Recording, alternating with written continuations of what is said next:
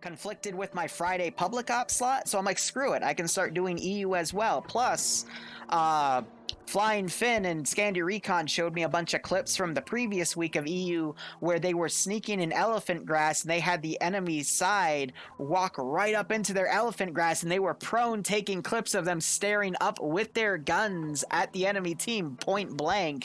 And I'm like, screw it, we can do EU too. And this has gotten super popular. I mean, again, this went from a 90-person cap server to like a 130 cap server, but I think they're capped at 126 for the slots. So I'm just happy that A, you guys enjoy it, and B, we're able to grow it to something that's crazy, you know?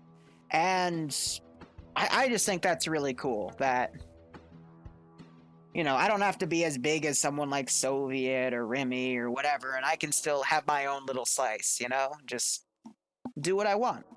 And you guys enjoy it. That's more than enough for me. No, I'm not going to start crying. No, I know what this feels like. Damn it, no. God, okay. Do over.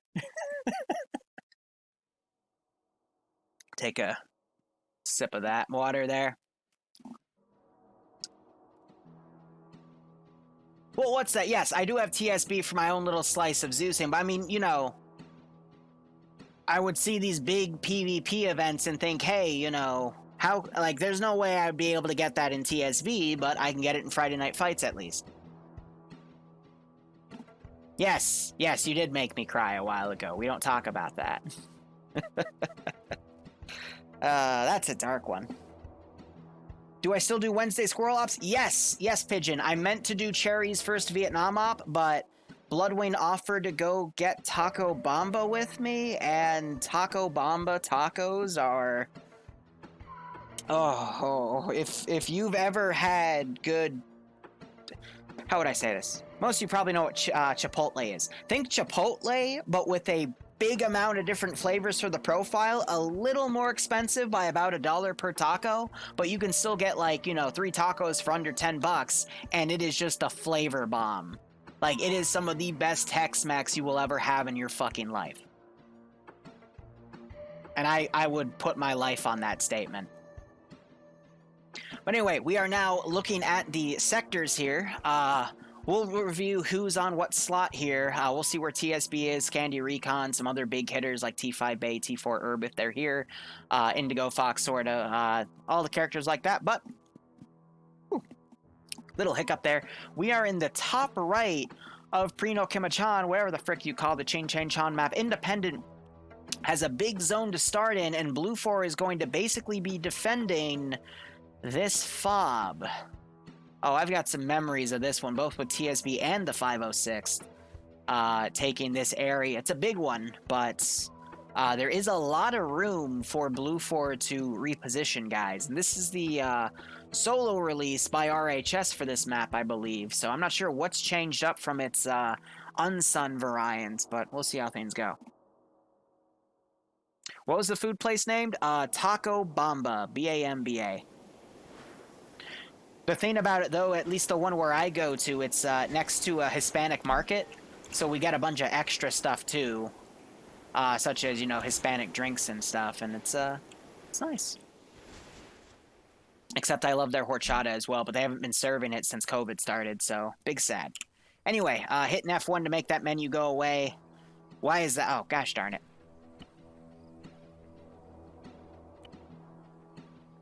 Hold on. Add-on options, client. They said they'd make this a client-side thing because they switched the servers. It's because I have to reset it. Not that one. Global settings. Hide the not connected message. That way we don't have that big thing in the way. This was with the latest TFAR beta update. They added that feature, so now I can, you know, stream this without that message popping up. That'll go away. There it is. And now we can look at what BLUFOR has. So again, they have those 2 1117s. We have Boston Platoon leading for BLUFOR, Logan being his platoon marksman. Classic Logan taking one of those slots. We have Scandi Recon as Bravo 1, so Bravo 1's fire team here. They also have NAS with them. And we've got Stray Dog and Pads, two big players. Pads also streaming his POV. They're going to be in one of the vehicles. Olaf from FK in the other vehicle. We see Hippie here. He's going to be the AT guy with that Carl Gustav. Fact of the House log, I think, is going to be his assistant. Looking at some other big names here, we got Wheaton being one of the machine gunners. Dingo taking one of the MG assistant roles in that team. Or that might just be the rifleman team, because I think Cirrus... They might both be assistants, actually. Again, TSB on that roster. Spider, I recognize his name. Actually, no, we have TSB being Charlie 1, working with Scandi Recon here, who's going to be at Bravo 1. That's a different Pogo, by the way, so don't get that confused. NASA being a squad leader for Alpha as well. Interesting. No squad leader for Bravo, though, and Charlie is only a single team. Interesting. So, on the independent side, we clearly see that numbers advantage. We have Pierce platoon leading for him, and we have Statenbay. I call him Stalingrad because I can never pronounce his damn name right. He is going to be the marksman for that team. We see their two BRDMs. They're going to basically be the Chernarus Defense Force, excuse me, pattern. So, we're going to, again, see 7.62 AKs, BRDMs. Their camo scheme is going to be... actually, it looks a little different than what I normally see. That's besides the point. Some other big names we're seeing here. Trying to see who I recognize. Striker, being Bravo lead. Mr. Zorn, haven't seen him before, but he is being Alpha lead. Wombat, I do recognize. Severe, he's being Charlie lead, so I'm assuming that his... Arma 3 Finland guys are filling in this squad, probably in C2. We have Indigo Fox, one of the admins of Friday Night Fights, along with Dingo and Arcor. Speaking of which, Arcor is machine gun assistant for Delta 1. He's one of the head honchos here. T5 Bay taking the AT weapon for the Delta team, which is going to be an RPG-32. Dooley, one of the more recognized guys, being his assistant, so 6 rockets for them. Gorski being one of the vehicle drivers, and then I don't recognize those other names, but either way, definitely we're seeing the number advantage on Independent, so I am going to be curious to see how BLUFOR holds these sectors. Looking at these sectors themselves, Sector 1, by the way, since none of these sectors are, all of them are highlighted, that means all of them can be taken at any time, so BLUFOR has to evenly spread out between which sectors they decide to take. So looking at Sector 1 here, we got a little bit of a fortification going. But it is not by much. We do have some underpass areas here, some good place to hide from grenades that are being thrown from afar. We also do have some tall grass in play here. Be curious to see if BLUFOR might try to set up an ambush or two in these rice paddies. But, I mean, these defensive positions here are also going to be really good for BLUFOR to have because it's pretty much Vietnam-style fortifications. But Sector 1, I am really liking what I'm seeing in terms of these fortifications. However, it is important to note that this bunker, nope, it just falls into the defensive position too. So again, as long as BLUFOR keeps a man in the sector, OPFOR cannot take it. So BLUFOR can just keep one guy in each sector. OPFOR won't be able to take any of them until they're killed off. This also includes for BLUFOR if they are unconscious and not double tapped. They'll still stay in that sector. But anyway, Sector 2 is the more open area right here. We have the little HQ building, some camo nets put down, a camo tent. And then the natural perimeter of this base as well, with some fortification bunkers here. I like that. Full 360 too, a bunker on each corner, so that's good to see. And then the Charlie defensive position, ooh, that's a really nice Overwatch position into position 2. However, the tree line is going to betray them here because, especially with this little bit of defilade, Independent's going to be able to get right on top of this position. So BLUFOR could set something up to watch that area. That would be good. But it doesn't really look like there's much that they can do to Overwatch that thing fully.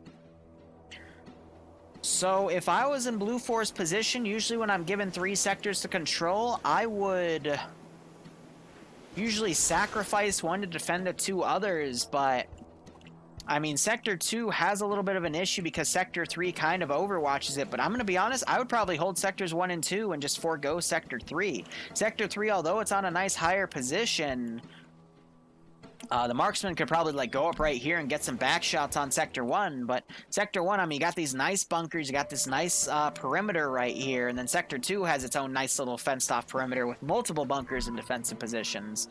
And then there's just so many places that BLUFOR can put some auxiliary guys to get some angles on some additional approaching independent guys. So I would just hold sectors 1 and 2, but I think BLUFOR is going to try to keep it even. Hopefully they won't spread themselves thin. We're also seeing Yanni doing an outer patrol here, I guess trying to get a feel for what's around. But since this is a Vietnam map, there's a lot of places that Independent can maneuver. There's a lot of defensive positions BLUFOR can take, but Independent is going to have to use that maneuverability to hopefully get the advantage here. Now, looking at the AO, there's 2 routes that Independent can field those vehicles in, because those BRDMs driving through the jungle is going to be an absolute nightmare. So they're probably going to have to keep them on this MSR right here. Actually, looking at the roads, I think they're both MSRs because they're both the same style of road here. Yeah, so this is just like a dirt messy road, and then the other one here is also a dirt messy road. So 2 MSRs coming in, but I don't think... No, Independent actually does have room to reposition the vehicles to come on from this MSR right here. So if I was just looking at the map, seeing this high hill point area, I'd probably send a squad to come around here, another squad to come around here, 1 vehicle down that route, 1 vehicle down that route with another squad, and I would just kind of get a concave here. And now you're probably wondering, but Liru, you usually say concaves are bad. And yes, I agree with you. But when you have that many people, you want them to spread out a bit more evenly, because otherwise you're going to run into the issue of what we saw in round 1 of EU FNF, where an entire platoon went to 1 objective and got absolutely slaughtered because the other team started playing guerrilla tactics, getting behind their line and just mowing down multiple people and making very positive trades, where, you know, 1 guy would die, but that guy would get like 3 kills on average. So you want to get that concave going. Yeah, when you have lesser numbers, then you want to keep things together, especially knowing that BLUFOR is going to spread their guys out at least to 1 or 2 objectives. But BLUFOR, since they have numbers to burn, we might actually see a counterattack set up. I'm seeing a 249 machine gun, so this is about a squad with the Delta team. They might go up this MSR and try to hit Independent in the rear, so... that'll be interesting. Risky to play it, though, because those guys could be added to Sector 2 for perimeter security, but we'll have to see how things go.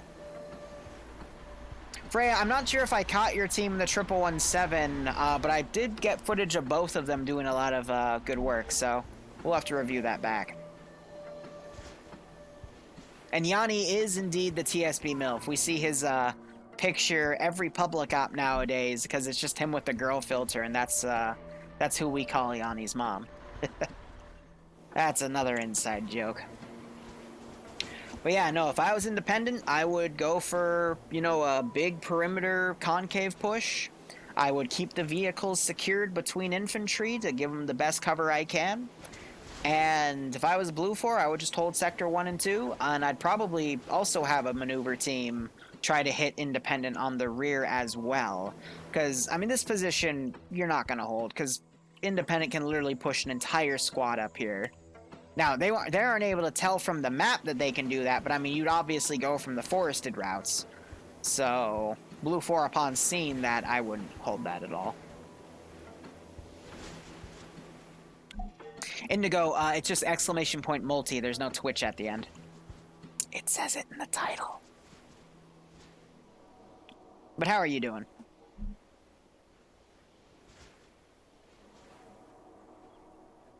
Exactly, Proud Patriot. If BLUFOR can get in the jungle and start utilizing jungle warfare tactics against Independent, then it's going to get a little messy. But either way, as I like to say round after round, this is going to fall on who does the better PvP. Because again, 3 weeks ago, Audrey Hotto made that carry, 21 kills in a 3-way fight. And, I mean, that's the current legend of FNF right now. That's the current record. So, it could happen. We just have to see how things go. Freaking name's called Wet and Muddy. That's cute.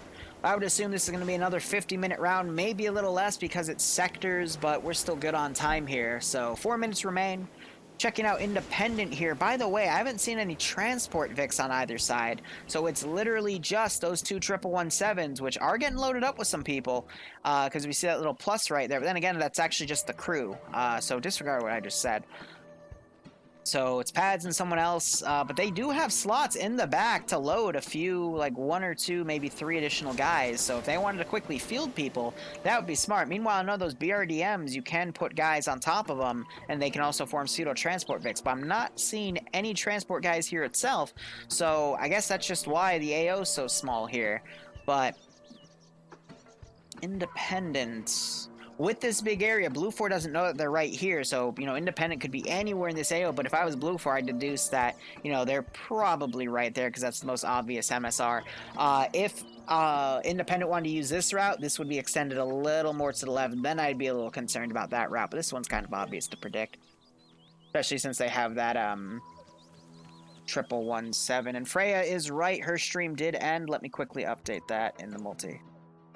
I normally don't update them. I only update them between branches because keeping track of that many streams is a little crazy.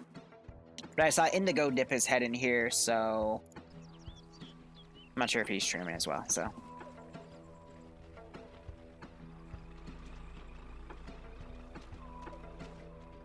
Now we're starting to see Independent fielding some guys on the forested area over here. Again, one of the routes I would recommend because that is going to let them get right behind Sector 3 and backcap that. We still have a lot of guys around here. See, that's a lot of guys pushing on the left flank. By the way, when I say left and right, I make it subjective to the players. So, you know, Independent's left is BLUFOR's right.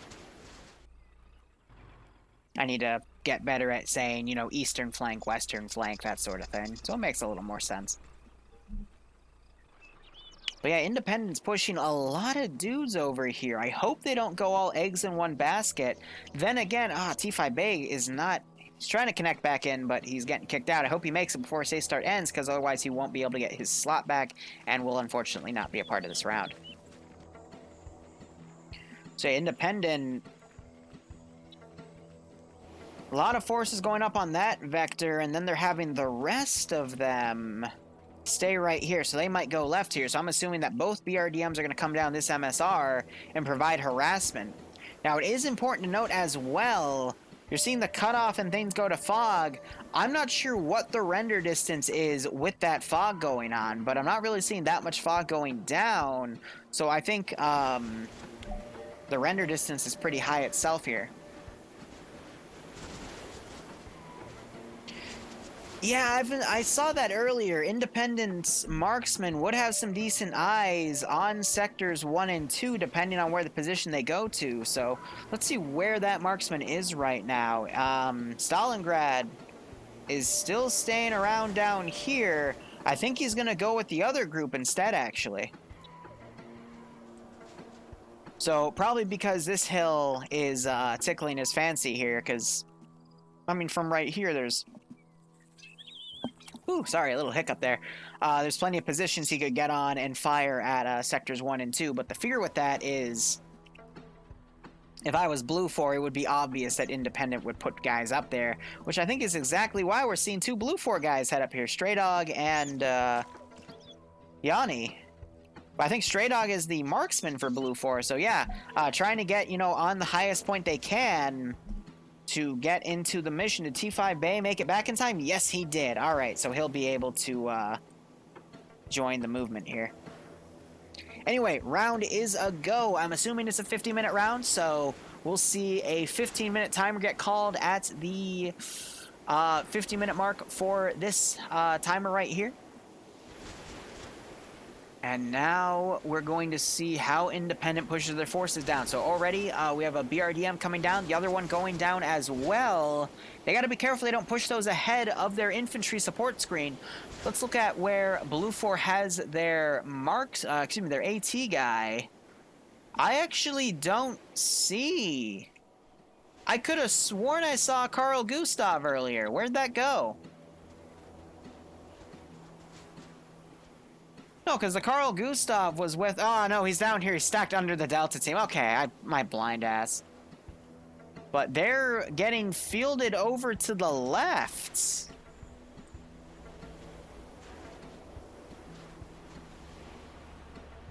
So I guess they're thinking maybe Independent isn't going to be so obvious with their vehicle deployment, but Independent's being very obvious with that vehicle deployment. So that MAT team gunner, whose job will be to take these vehicles out, is already going to be out of position here.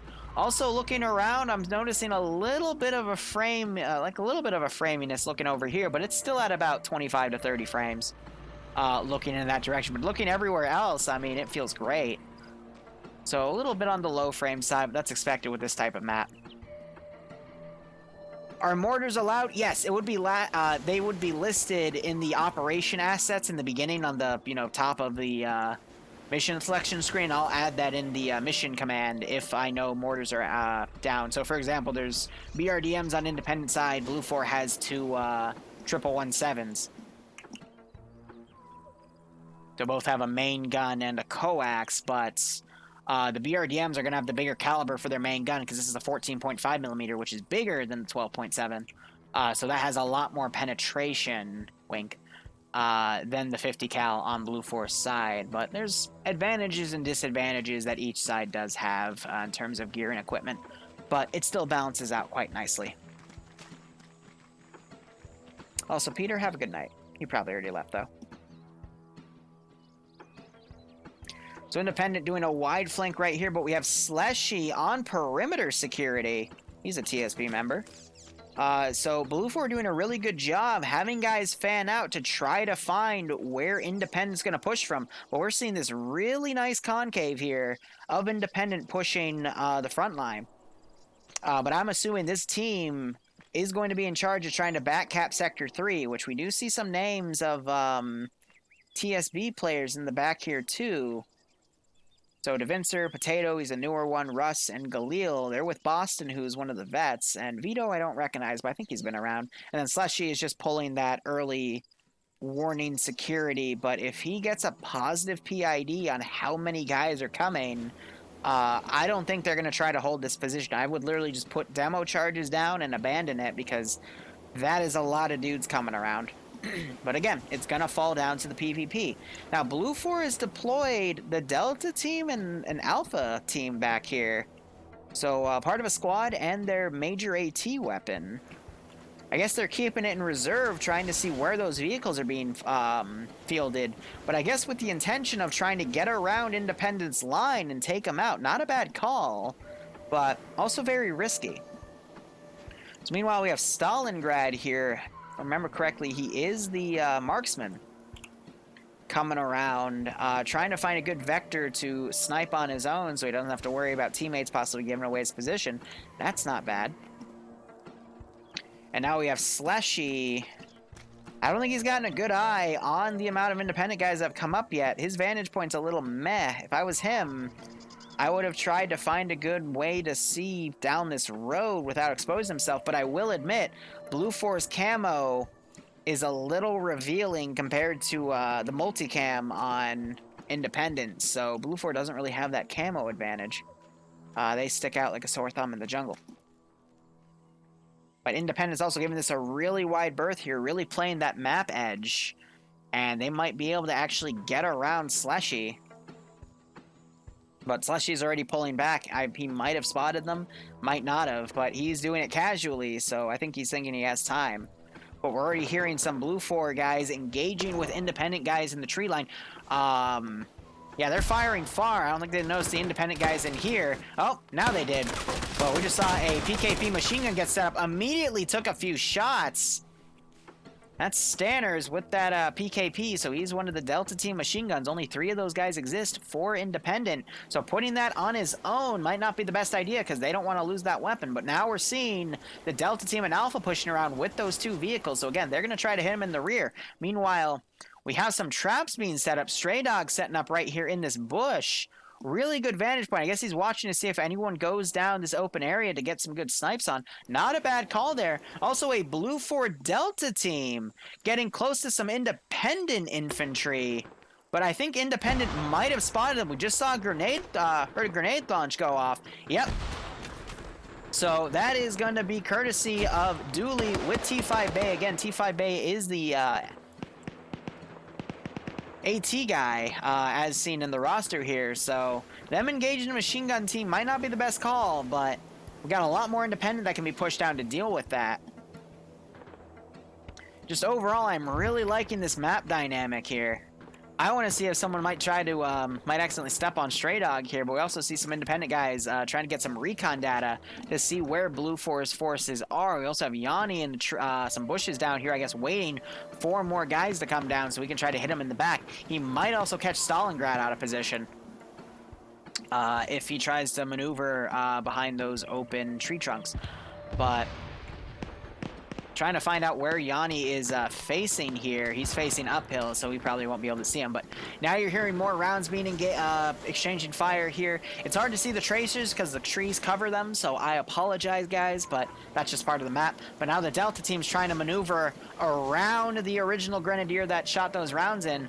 A little cheeky right there. And we're also seeing BLUFOR exchanging fire right here. There is a dead body. Stander's assistant died, probably got picked off by a machine gun. And we're just seeing a lot of guys in various angles here.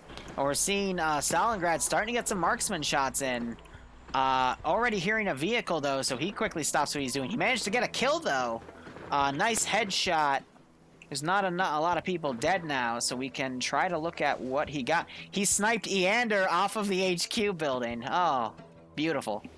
But he definitely heard those vehicles, so he's going to play it a little cautious here. But these Vics are just trying to maneuver on the rear of Independent's force. But Independent's not really pushing that many guys here. Again, they're doing this massive operation in the Sector 3, as I figured they might, because of all that tree cover, getting them right, letting them get right on top of this BLUFOR position. So BLUFOR keeps their units kind of sporadic right here.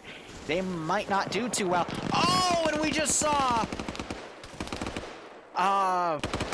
one of the Independent guys go down. However, T5 Bay showing how much of a good player he is, knocking out one of the BLUFOR guys. Hudson getting a kill on Dingo. And these trades are being evened out here. So Dooley went down. He can still wake back up, though. Wheaton and Twig King here don't know what's going on. They're waiting to hear from their BLUFOR buddies, but unfortunately that's not the case. Seeing some more shots go down at Hudson's position and Drake's position. Drake getting a shot to the head, gets knocked unconscious as he tried to put a smoke grenade out. Now T5 Bay moving up. Unfortunately, Wheaton gets the shot on him. Wheaton, again, another good player here. But yeah, T5 Bay versus 7.62 machine gun.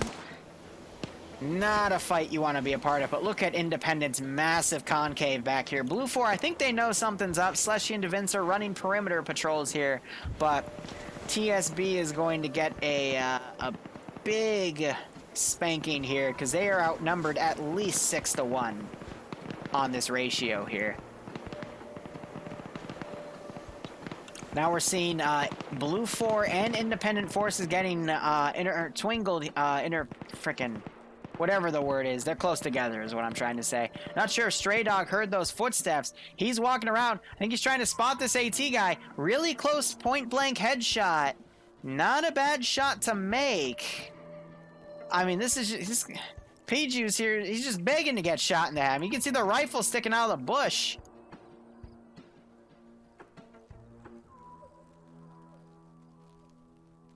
I think he's going to wait it out because he doesn't know who else is up here. But that's an easy free kill right there. Also, Stalingrad has pushed north. I think he's trying to track those 1117s. But instead, Stray Dog opts to throw a grenade instead to not give his position away. Not a bad call, but that's not going to guarantee the kill. If anything, he's going to now be alive and say, hey, someone was close enough to throw a grenade on me, and that's still going to get him alerted. So... not the best thing to make, but I can understand why it's done. So Wheaton, T5 Bay still down, Dooley's still down. Wheaton lost his assistant Twig King, but he has a lot of Independent guys now walking around hunting for him.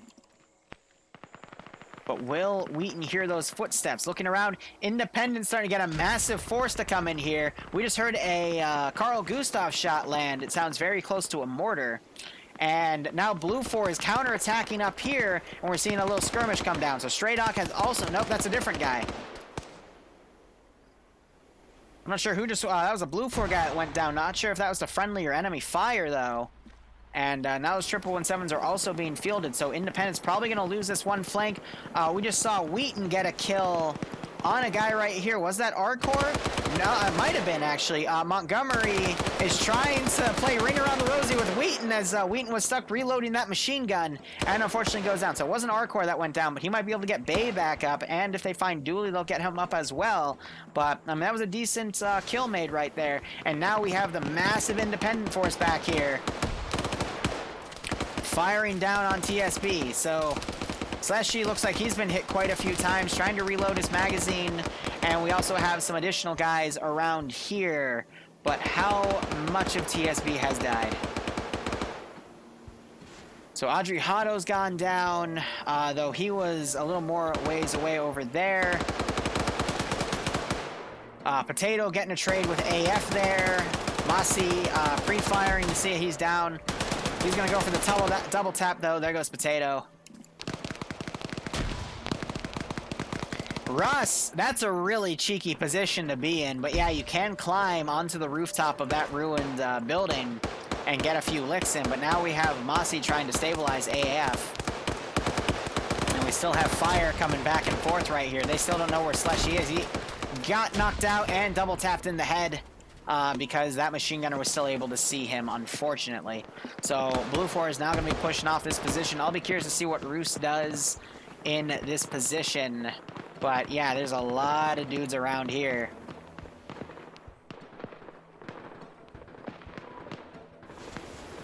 Meanwhile, Independent have been sneaking a guy up here. Standards with that machine gun. He's trying to get close. We're also hearing that 14.5mm firing off. Let's see. That was Amanan getting a shot on Bluck here, knocking him out. Waiting for this 1117 to look down and... Oh, come on. He is plain as day right there. I think he's pushing forward, though, to get that shot. Yeah, there it is. He rolled out of the way.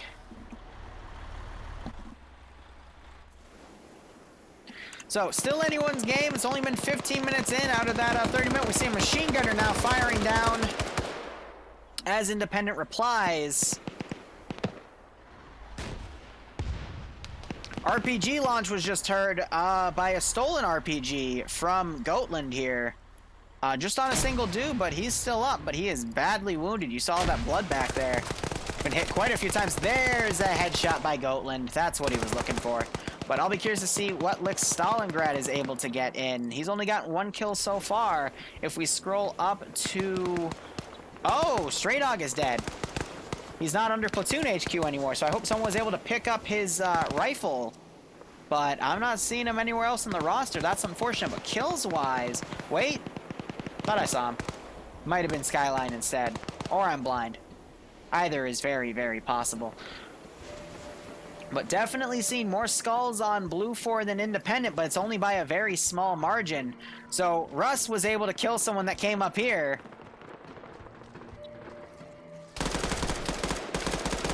.260 also going down, but yeah, Russ is gonna camp that spot. Independent needs to get some grenades up here.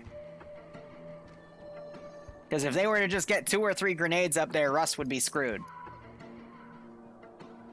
There's a way that you can edit your grenade throwing arc, but they just have to get up here, give it a light throw, and then Russ would be done for. But Russ doing what he can up there. Now he tosses a grenade out. It goes way far to the left, so it's not effective at all. So now he does a low toss. It drops off the roster, unfortunately. And there we go. Grenade gets thrown. Gets caught in the back end, though. He's got to... Donner's got to change his grenade arc. Yeah, now they know he's up there. I mean, these guys can also pop grenades, but I don't think they're going to be able to get a rifle angle on him either. So Russ getting shot a few times there, but he knocks Donner unconscious. Donner could wake up later, though, and poke his head up and hit Russ, though. So it's a really cheeky camping spot. Usually stuff like that's a little frowned upon, but, I mean, he's trying to do his best here, so... And he's new. TSB members are new here, so they don't know all the rules. And we just saw Donner kind of do a wiggle here. And now he's being shot at by friendlies that don't know that that's a friendly PID. So Russ, another grenade goes off on him. Donner attempting another wake up, but that's not the case. You made sure they know the rules. I mean, I don't think this is against the rules, but, you know, it's... I mean, there's a reason the bathroom group, Soldiers in the Shitter, they left that position because they knew it was a little cheeky, but I don't think there is any official rules. But, hey, things happen because of, you know, events like these make rule changes anyway, so... Oh, perfect grenade throw! And that knocks Russ out. Wow. And now Sector 3 has been captured because... Okay, so if... I think they changed that, because now if you go unconscious, then you're able to capture the zone. So, wow! We saw a really good grenade throw on the hills last time that knocked a dude out. Russ, I mean... That was the worst possible grenade throw we could have received. But now Rhodey knows that it's clear. Russ could still wake back up from that, though. But he did get shot a few times, so they found Donor. They're going to try to pick him up. They need someone to double tap Russ, because he could then get up and start shooting people. STS coming up here without his gun on, like, ay. I'm hoping for a wake up here, but we might not see it. Now, Independent, they got a massive group now coming in because a lot of BLUFOR guys are out of position here. Stalingrad's also coming around.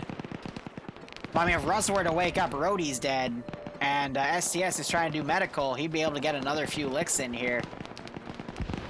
Yeah, not a bad spot. So the BRDM has come around to provide some flanking shots. We got some BLUFOR guys in this building. They're trying to camp it. And just a lot of tracer fire coming back and forth here from BLUFOR position. But it looks like they've also mostly abandoned Sector 1, probably because of the nasty flanking shots from that BRDM getting some kills here. So now it's just going to be up to Sector 2 to be held on defense. But without taking out those BRDMs, that 14.5mm is going to do a significant amount of damage. So we got to see these BLUFOR guys find some positions to set up here, and they can also do a lot of suppression damage on that independent group. But we're also seeing another independent group coming on from the rear, and that's going to stretch the BLUFOR garrison very thin. But it looks like Durus was double tapped, stuck in the rubble, and they're doing their best to wake Donner up. But again, it was a good idea. So now we're seeing Gray was shooting at a friendly here. They are mis-PIDing Lusode here. This is not what BLUFOR wants to be doing. Yeah, now he's panic firing back. And now you're seeing a machine gunner up here taking this fortification and firing up on the other sectors. That was called by some of you that they would be able to start doing that.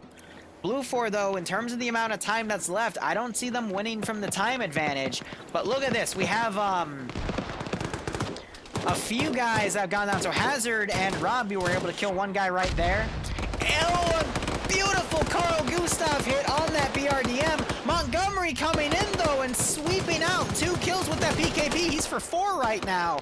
BRDM has been disabled, but its turret is still active, so a beautiful shot right there. And we also have Bob here, another good player. Second AT shot comes in to disable it. He's gotten 4 kills, going on the back line and shooting independent guys in the back of the head. Really smart, but T5 Bay is close by, and he can smell blood like a shark in the water and possibly stop Bob's plans. And my kitty's here.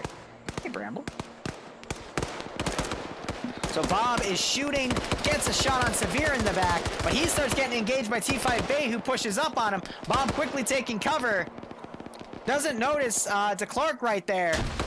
Bob now poking around. He's taking shots from the rear, though, because he is surrounded, and he goes down, unfortunately. T5 Bay, like I said, he will smell blood in the water and hunt you down. And once people realize that there is a BLUFOR guy in the midst, everyone just turns around, quickly finds him since he was on the edge of the tree line, driven out by T5 Bay.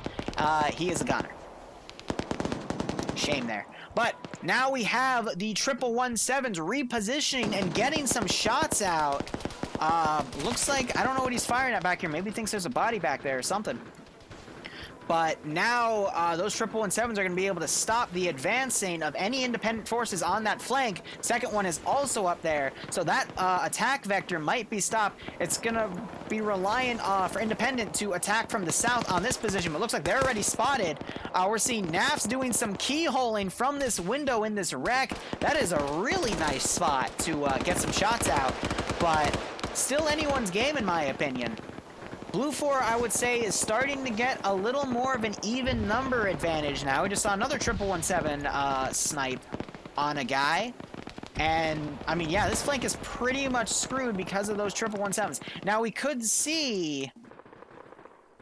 Looks like the other 1117 ran into some wheel trouble, but, excuse me, the BRDM, it could come up and get shot. Galil, thanks for the resub, man. I'm sorry you got shot. You had literally a platoon-size element come up and hit you in the ass. That was pretty, intense there, but thanks for the resub, man. Hope you keep enjoying the ops both playing and watching. Hope you're enjoying Friday Night Fights both playing and watching, and I hope you get a kick out of this. And an RPG shot came up here and destroyed one of the 1117s. That is exactly what Independent wants to be doing. I'm not sure if this was by friendly or enemy.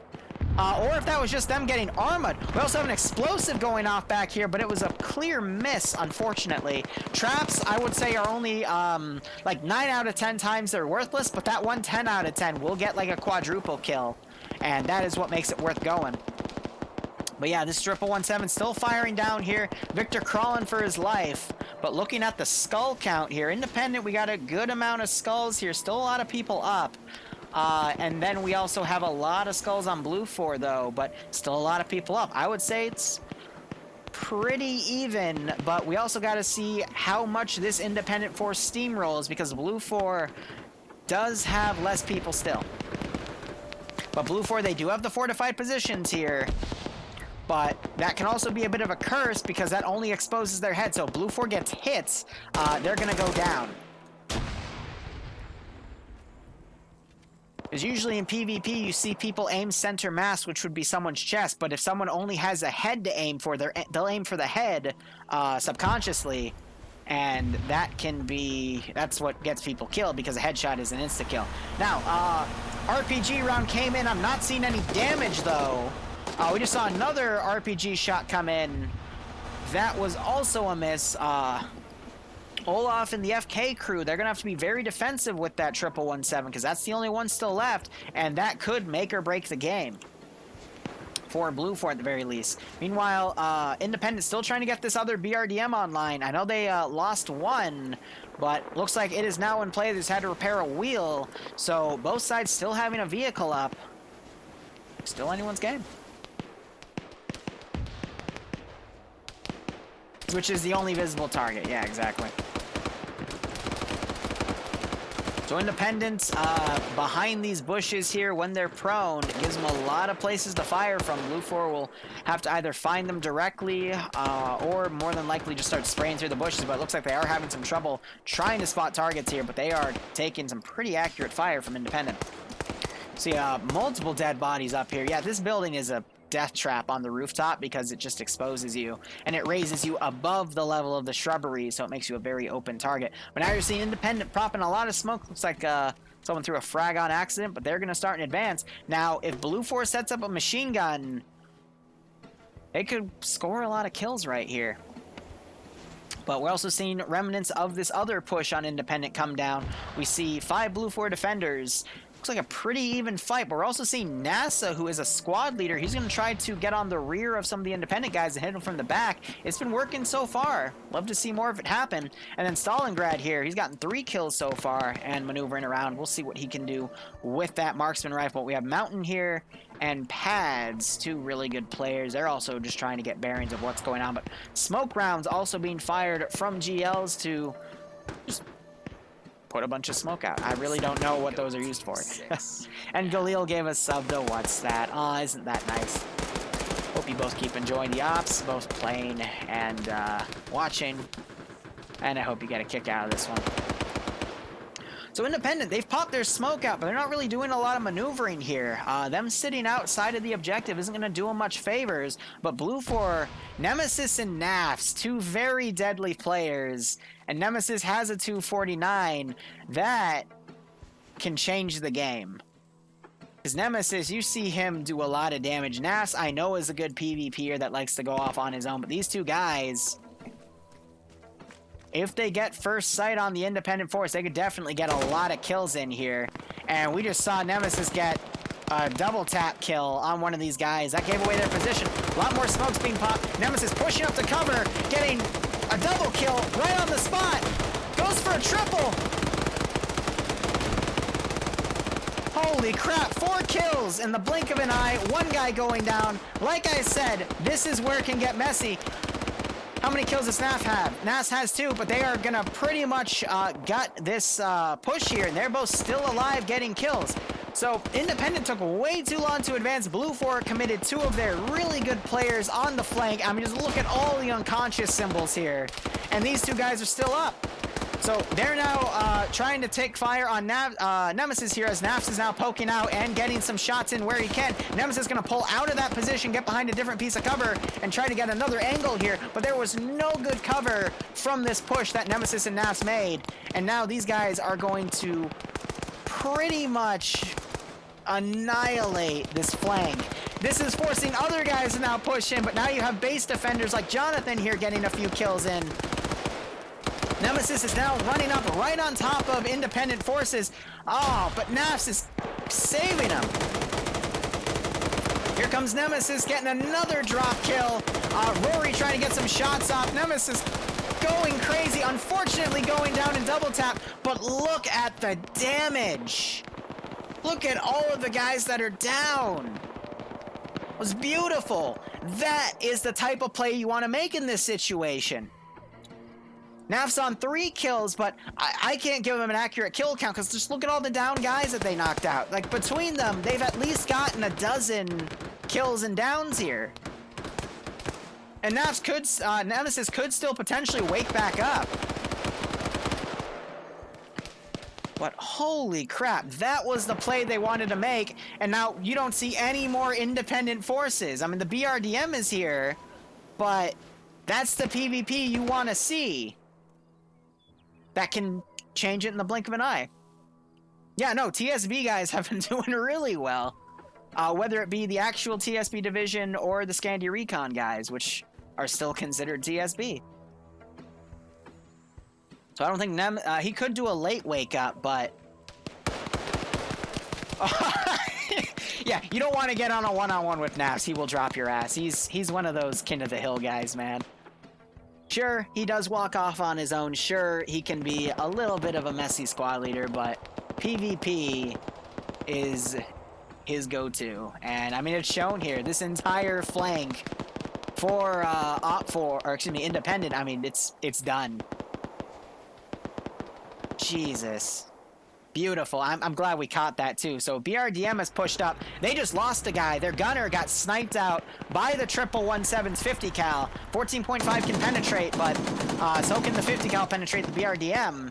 And this vehicle now driving back for its life. Looks like the gun is also disabled because it's looking downward. Yeah, Independent, even though they just captured that sector, Independent has lost that numbers advantage. Flying Finn also coming around to join Nafs. Wow. And we still have a guy back here. I think Snow is just AFK. But BLUFOR are starting to also collapse around Independent's position here.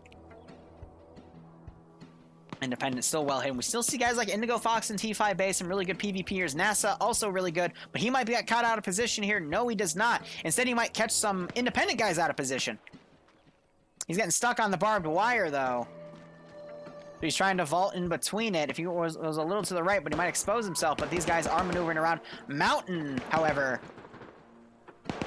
Mountain's going to get his gun out. I guess he was playing dead body. But gets dropped by Freddy because he didn't pull out the gun quick enough. Oh, that was a little squandered by Mountain, though. But look at this. All the Independent guys are down. Jesus Christ. Naf's on 5 kills. Flying Finn crawling up. Nemesis unfortunately bled out, but I guess he got the double tap here on all these guys trying to make him SKS, because you can see his tree from that position gets still guys. So wow. Wow. TSV just annihilated that flank. And then you have the 1117 that's pulled down, suppressing the shit out of this Vic, make sure they're all dead. Zero has bailed out. You can tell he's in the Vic crew because he's got the earmuffs on to... you know, it's a crew, crew headset. That's it. And then some independent guys also desperately trying to push down. Pierce getting a double tapped on Fax there. T5 Bay crawling up. Oh, Mox got to be careful. He hears those crawling noises, though, and he is reacting to them.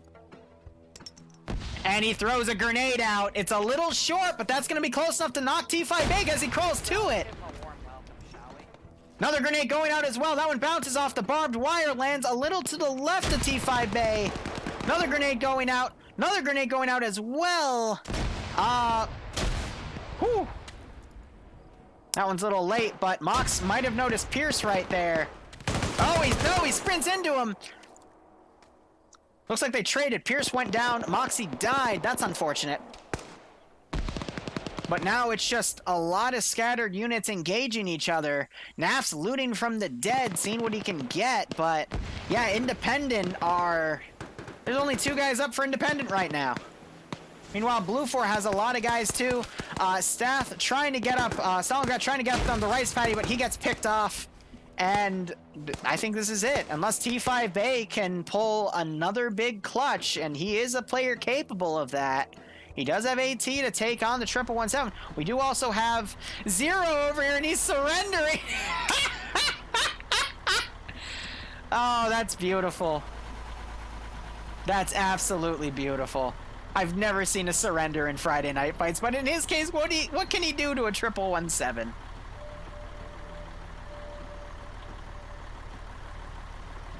Zero puts me to shame. Oh, Rebel, do you know him from somewhere? Ay, ay, ay. I'm waiting for Olaf to do the double tap. My eyes are going to be glued on T5 Bay. If he kills everyone in this sector, he can still take it. But, oh, Stalingrad woke back up. He is the marksman. He's staying low in this rice paddy, trying not to be spotted.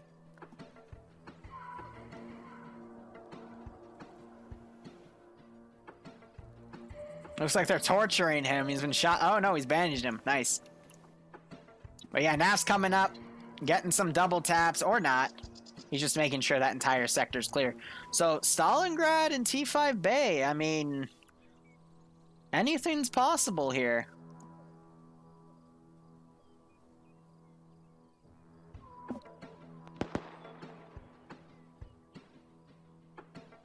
Time-wise, there's still plenty of time. We might see the 15-minute warning come up in a bit.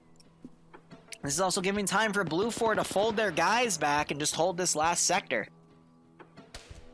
Oh, and T5 Bay shot in the back by Strayduck. He's still alive at -1 kills. So he's shot and killed a teammate, but he makes up for it by shooting Bay in the back. Oh, I thought he was dead.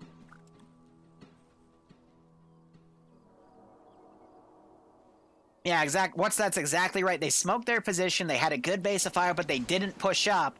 And in that stalling, that allowed Nemesis and Navs to come around and just completely murder that position because no one was watching 360. You normally don't see that. You don't really see 360 done here, but Olaf drawing his handgun. I think he's going to put Zero down.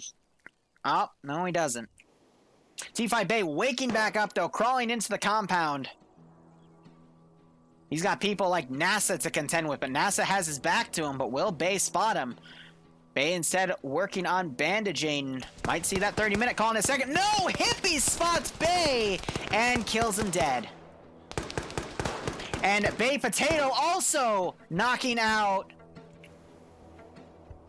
Stalingrad, and now it's up to Zero. But Zero has unfortunately been pulled over for a DUI, and Olaf... Come on, Olaf. You gotta put him down. I know you made a friend, but you gotta wrap it up here. Come on, Olaf. I know he's your friend.